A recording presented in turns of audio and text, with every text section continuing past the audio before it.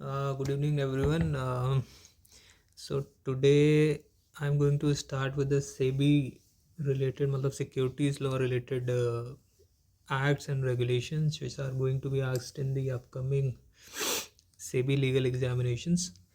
So in the first of the series, I'm starting with Securities Contract Regulation Act 1956. Then I will move to SEBI Act 1992 and then to Depositories Act.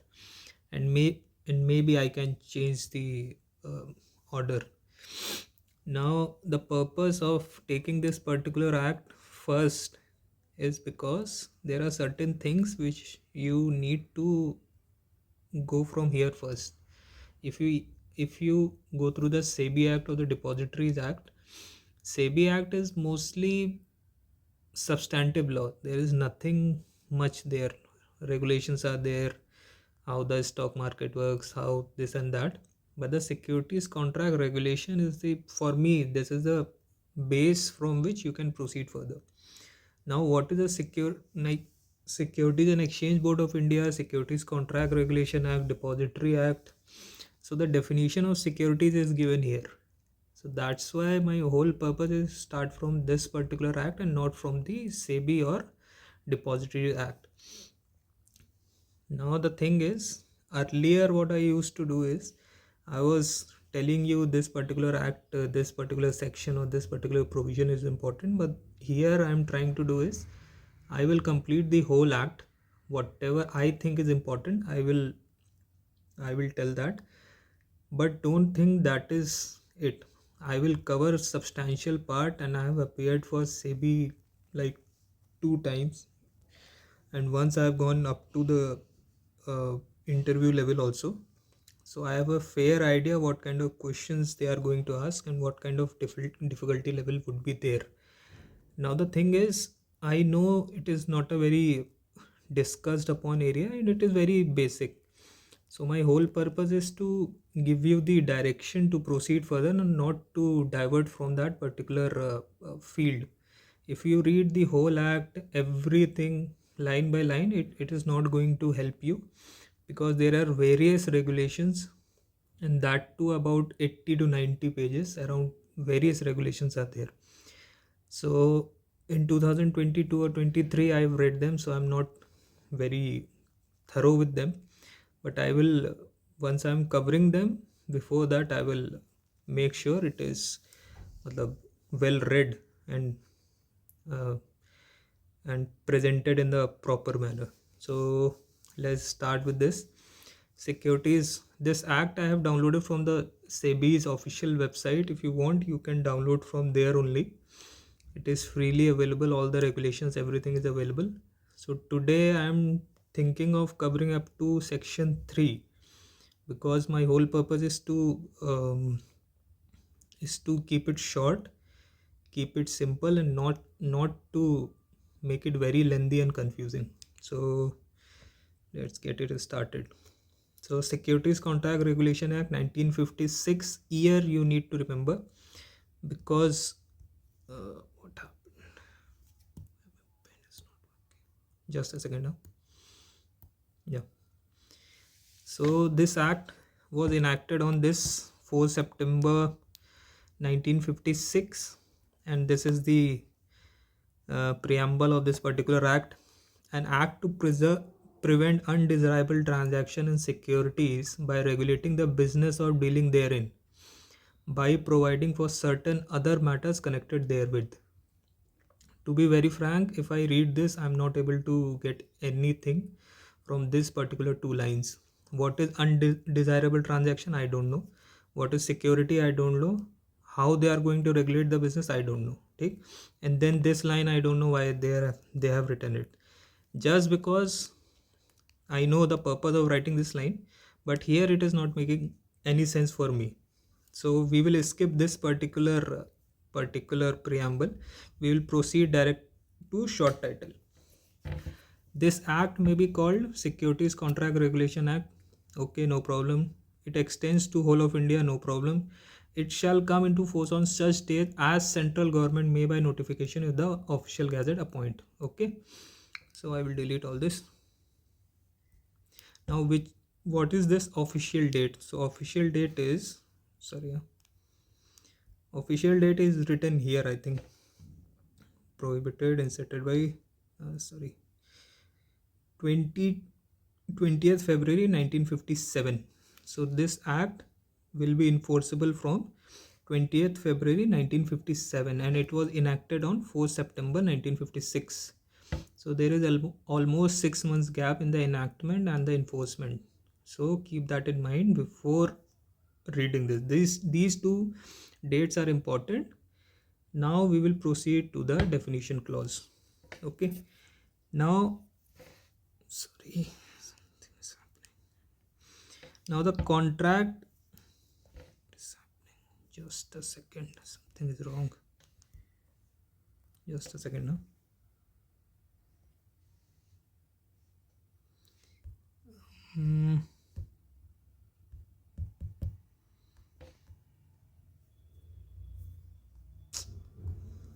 This dex.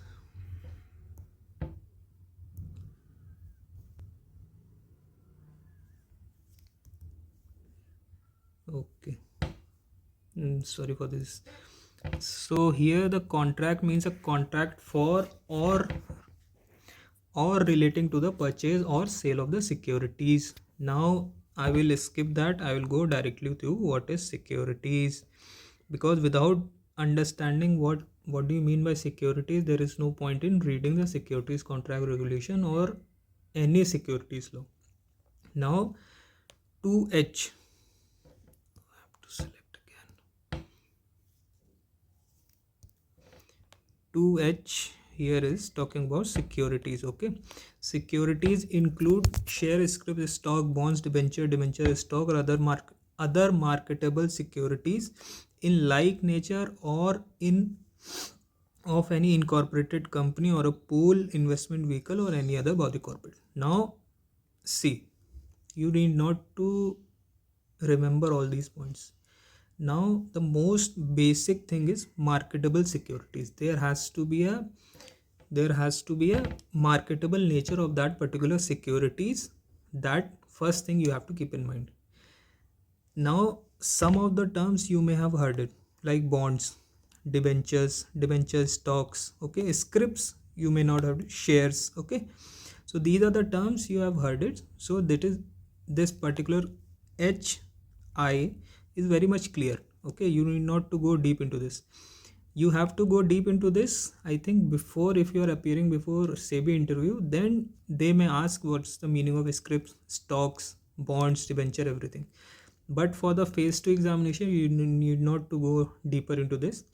Now the second thing what security includes is derivative. Now there is a definition of derivative is given also. Before that also they have given the definition of derivative.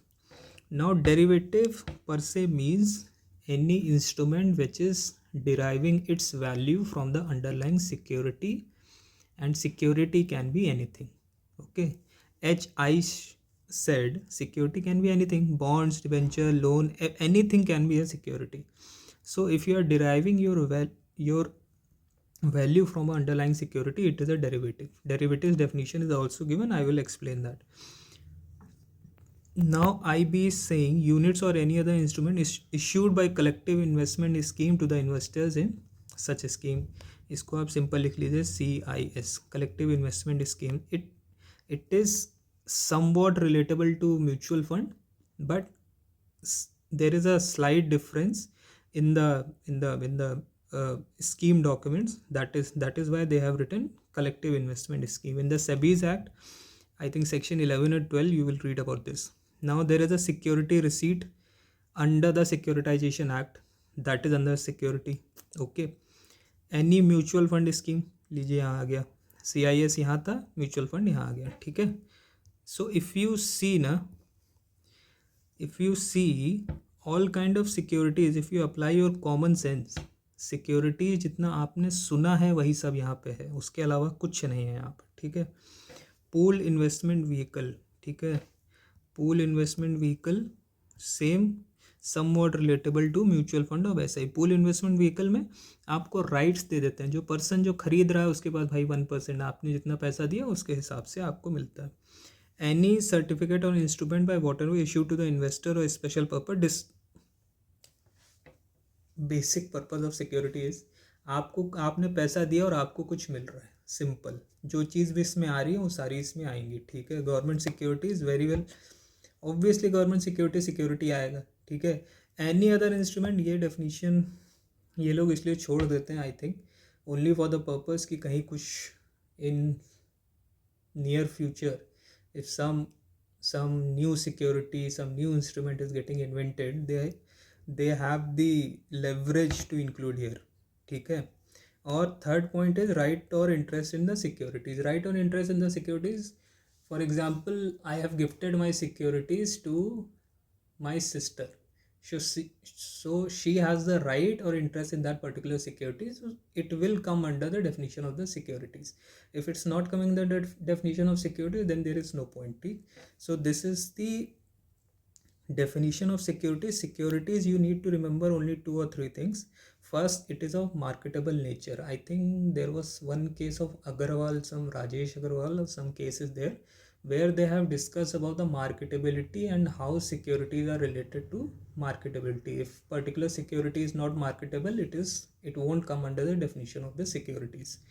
So in nutshell, you know what is security. Derivative will come under, mutual fund, collective investment schemes, any unit of pooled investment vehicle, everything will come under this, except insurance की आपकी जो policy हो गई, या फिर आपने ULIPs वगैरह जो भी आप लेते हैं यूनिट लिंक्ड, वो सब इसमें नहीं आएंगे सिक्योरिटीज़ की डेफिनेशन में. ठीक है, अब बढ़ते हैं हम आगे. Contract means a contract for or relating to the purchase or sale of the securities. Now यहाँ पे देखिए, there are 2 thing. Contract means a contract for purchase or sale of security. This is the one way of reading it. ठीक, contract means a contract for the purchase or sale of the securities. Second is contract means a contract relating to purchase of securities, purchase or sale of the securities. ठीक, so इन्होंने यहाँ पे 2 terms दिए हैं simple. एक आपका direct आप means a contract जहाँ पे आप purchase or sale of securities कर रहे हो डायरेक्ट, या फिर आप indirectly relating to purchase or sale of securities कर रहे हो. ठीक, एक हो गया डायरेक्ट वे में भी और इनडायरेक्ट वे में भी अगर आप कर रहे हो, तो दोनों वे में it will construed at a contract only. ये definition I think just for the मतलब वाइडर एम्बिट इसको देने के लिए दी गई है मेरे हिसाब से, कि हर एवरी टाइप ऑफ सेल और purchase of securities is coming under the definition of a contract. It may be formal, it may be informal. If it's relating to the purchase or sale of securities, it will come under the definition of contract. Now double A and double B, इसके लिए particular sections भी हैं आपके, section 3, 4 and 4A 4B.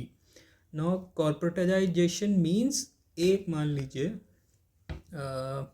If I have to give example, it's like a kirana store and a Instamart. ठीक है, kirana store is informal in nature. ठीक है, Instamart is somewhat regulated. It's a company, it can be regulated. There are laws which is regulating it.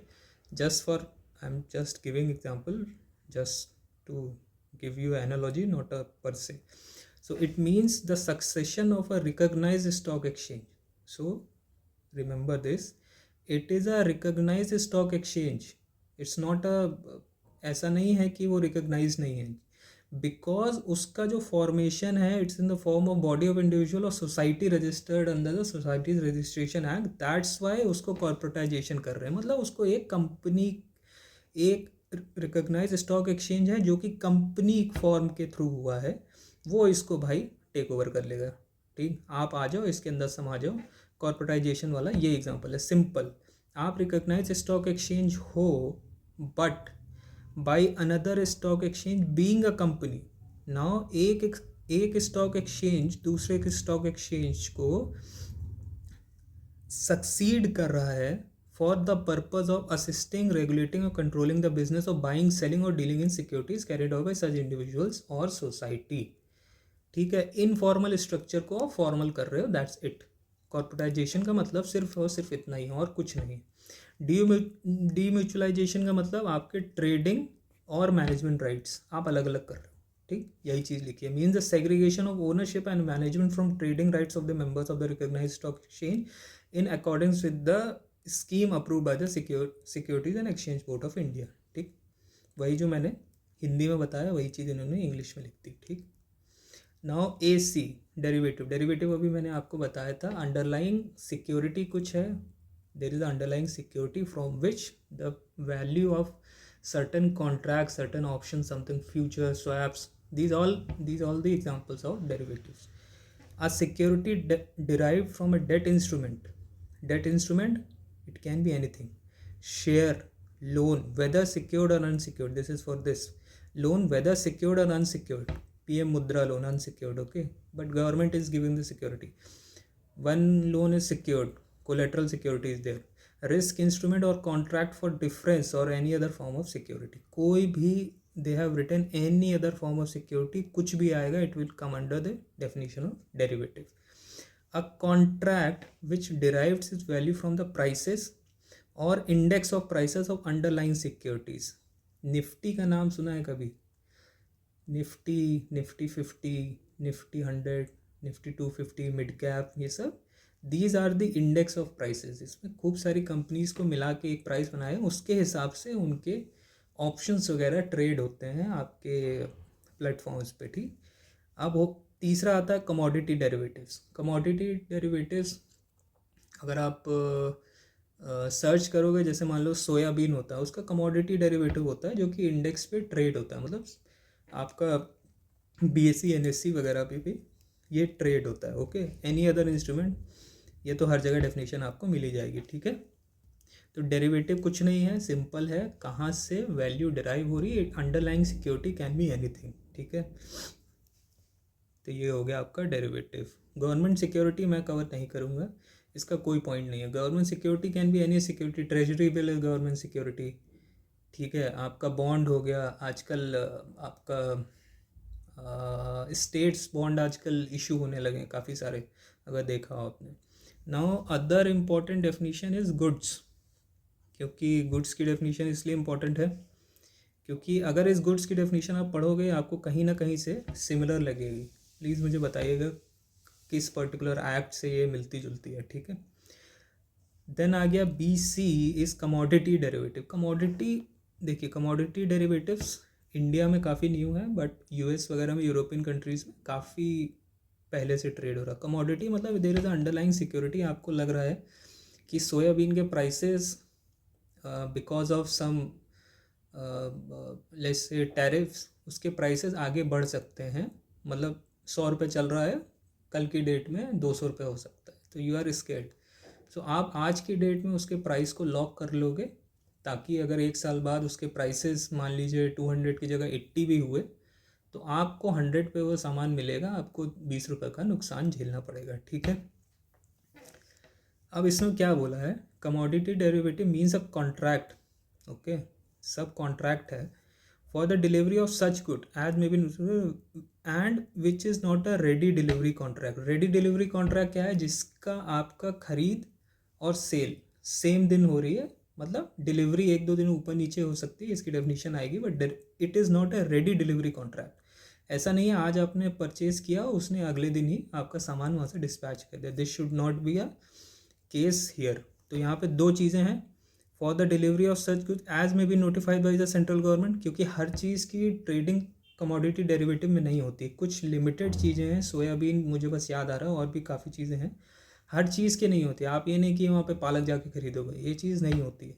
जो commoditise हैं, जैसे I think चने की दाल वगैरह हो सकती है, वो कमोडिटी हो सकती है, it may be, I am not very sure. Second point, it is saying for differences which derives value from the prices of index of price of underlying right interest and this is this now, but does not include securities referred in clause A and B of clause AC, जो भी हम discuss करके आए हैं ना, ये और ये दोनों चीज़ें नहीं होनी चाहिए, ठीक है। इसने क्या कहा, कमोडिटी डेरिवेटिव जो अभी मैंने आपको समझाया था वही चीज़ यहाँ पे उसने लिख दी है, ठीक। आप आज की डेट में 100 रुपये में चल रहा है, 120 हो सकता है, ठीक है, मैं आज का लॉक कर दूंगा, या 20 रुपये दे के आपसे कहूँगा आज 20 रुपये ले लो, जब 120 में होगा तो 100 रुपये मुझसे बाद में ले लेना। वो बहुत सिंपल टर्म्स में मैं बोल रहा हूँ, ये बहुत सारा जब सेबी ज्वाइन कर लेना तो प्लीज़ ठीक है मुझे भी समझा देना और डिटेल में, मेरे जितना लिमिटेड नॉलेज है I am teaching on that particular knowledge. ठीक, it's not a very technical thing जो कि आपसे सेबी कहेगा कि नहीं फेज़ 2 में आप लोग ये बताओ कमोडिटी डेरिवेटिव्स के फीचर्स क्या हैं, कैसे होता है, क्या होता है। ये ऐसे क्वेश्चन ना आज तक आए हैं ना भगवान की दुआ से आएंगे। ठीक, अब आ जाते हैं members. Members means a members of the recognised stock exchange. इसकी कोई ज़रूरत थी नहीं लिखने की, पता नहीं क्यों लिखा, आई डोंट नो। मेंबर्स, अब इसमें एक चीज़ आपके लिए इंपॉर्टेंट है, members can be of 2 type, एक ट्रेडिंग वाले और एक मैनेजमेंट वाले। अभी आगे आएगा, ठीक है। इन दोनों के राइट्स एंड ड्यूटीज़ अलग अलग है। ट्रेडिंग वाले अपना ट्रेडिंग से मतलब उनको पैसा बनाना है, मैनेजमेंट वालों को सिर्फ मैनेज करना है, ठीक है। इनको बाकी चीज़ों में मतलब नहीं है। अब आ गया CA, नॉट वेरी इंपॉर्टेंट। इसका मतलब सिर्फ इतना कह रहा है, non transferable specific delivery contracts. अगर कभी आपने किसी गोडाउन में कुछ अपना सामान रखा हो या रखवाया, जैसे बैंकिंग टर्म्स में ये होता है, हमारे पास जो भी आता है सामान उसकी एक रिसीट आती है, उसके बेसिस पे हम उसको कवर करके एक पर्टिकुलर लोन दे देते हैं उसको। लाइक उसने मान लीजिए 100 टन पोटैटो रखे, उसकी वैल्यू आई मान लीजिए 10 लाख रुपए, ठीक है। हम उसकी जो रिसीट होगी उसके बेसिस पे उसका मार्जिन मान लीजिए 35% काट के जितना भी बनेगा उसको 6.5 लाख उसको दे देंगे तुरंत का तुरंत, और उससे बोलेंगे कि आफ्टर 6 मंथ्स आप ये हमको पूरा का पूरा 10 लाख प्लस विद सर्टेन जितना भी कमीशन वगैरह होगा वो दीजिएगा। ओके, या तो आप 3.5 लाख दे दो, आपका हो जाएगा काम, और अपना जो रिसीट है वो ले जाइए। अगर in case he fails to do that particular thing, हम वो रिसीट लेके गोडाउन जाएंगे, वहाँ से उसका सारा माल अपने पास लेंगे और उसको सेल करेंगे, क्योंकि हमें भी रिकवरी करनी है। ठीक, that is one kind of non transferable specific delivery contract. ठीक, options and securities. Option and securities simple, आपने कभी ना कभी सुना होगा, ये आ गया आपका a put a call and securities. ठीक, पुट कॉल तेजी मंडी, ये सब दे आर काइंड ऑफ आपका ऑप्शंस एंड सिक्योरिटी। ऑप्शंस का पर्पज़ ये है, इसको आप एग्जीक्यूट करना चाहो तो कर सकते हो, आपका डिस्क्रिशन है, नहीं करना चाहते हो तो नहीं कर सकते हो, but they are very risky. ठीक है, अब आ गया DA, पूल्ड इन्वेस्टमेंट व्हीकल, जो कि आपने सिक्योरिटीज़ की डेफिनेशन में पढ़ा था। ठीक है, ये इंपॉर्टेंट है। Means a fund established in India in the form of trust. उस टाइम मैंने क्या बोला था कि माइनर डिफरेंसेस होते हैं, that too in technical definition, or otherwise such as mutual fund, alternate AIF, collective investment scheme, or business trust as defined under this, or such as raises or collects money from investor and invests in accordance with such regulation as Securities and Exchange Board of India. Pooled investment vehicle इस definition से लग रहा है, pooled investment vehicle is a big circle जिसके अंदर mutual fund, CIS और आपके जितने भी इन्वेस्टमेंट होंगे वो सब आएंगे। ठीक है, तो pooled investment vehicle is a umbrella term, उसके अंदर ये सारी चीज़ आएंगी। ठीक, सिंपल। रेडी डिलीवरी कॉन्ट्रैक्ट, ऊपर हमने क्या पढ़ा था, non transferable which should not, sorry commodity, it's not a ready delivery, हाँ कमोडिटी में पढ़ा था, it's not a ready delivery contract. Ready delivery contract का पर्पस सिर्फ उतना ही है कि आपको जिसमें डिलीवरी देनी है। इसमें सिर्फ इंपॉर्टेंट टर्म है पीरियड नॉट एक्सीडिंग 11 डेज। ठीक, इसमें सिंपल इतना ये सब देख लेना, मेरे हिसाब से बहुत ज़्यादा इंपॉर्टेंट नहीं है, बट अगर ये दो चीज़ें आपने कर दी तो उस केस में इसने यहाँ पे लिखा है, then such contract shall not be deemed to a ready delivery contract. तो ये मैं आपके ऊपर छोड़ रहा हूँ, EA पढ़ लेना खुद से। रिकॉग्नाइज स्टॉक एक्सचेंज सेक्शन 4 में दिया है। ठीक, बस उतना ही पढ़ना है, उसके अलावा नहीं पढ़ना है।